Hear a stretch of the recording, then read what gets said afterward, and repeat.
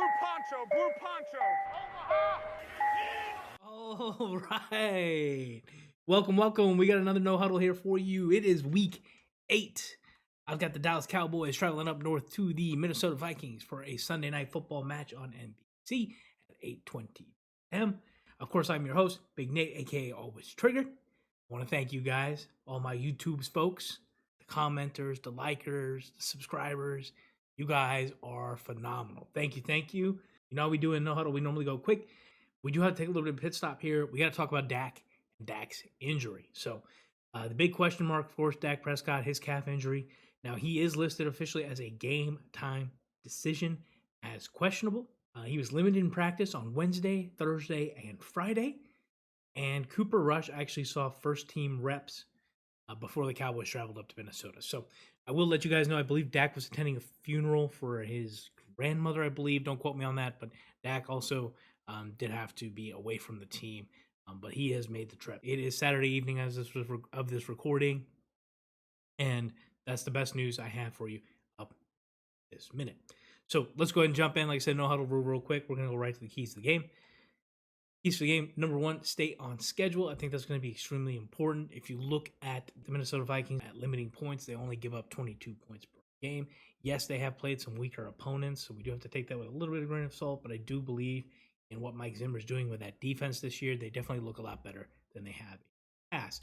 Now, what's also interesting about that defense is they're really good at getting pressure without blitzing. So with their front four, it's going to require the Dallas offensive line to be very on top of their communication, so that way they can keep whoever is at quarterback upright. Now, another thing that's going to help with the pressure is my second key to the game, which is feeding Zeke and Tony Pollard. Zeke and Pollard average on the ground per game 87 and 61 yards respectively. It is no joke that they're going to be asked to do more than that this week, and I expect them to.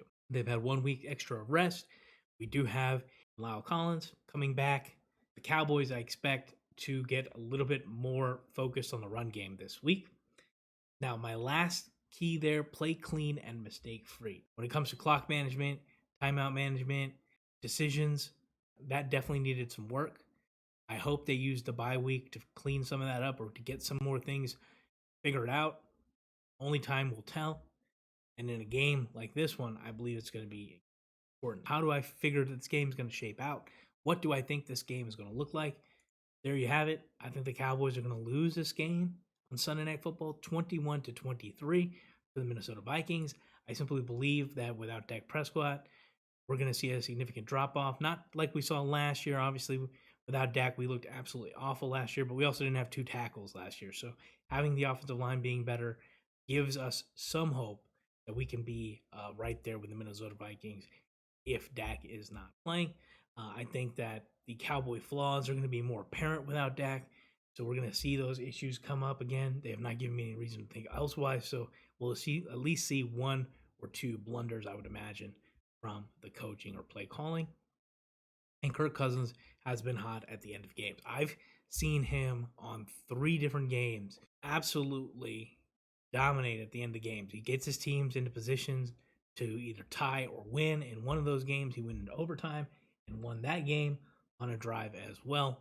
So you couple those things up, I see this as a tight, close loss for the Cowboys on Sunday Night Football.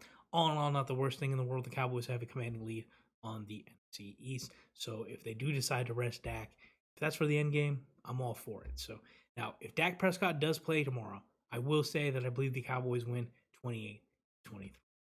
All right, and that wraps it up for this video, guys. Thank you so much for watching, as always. Enjoy all the games. Peace.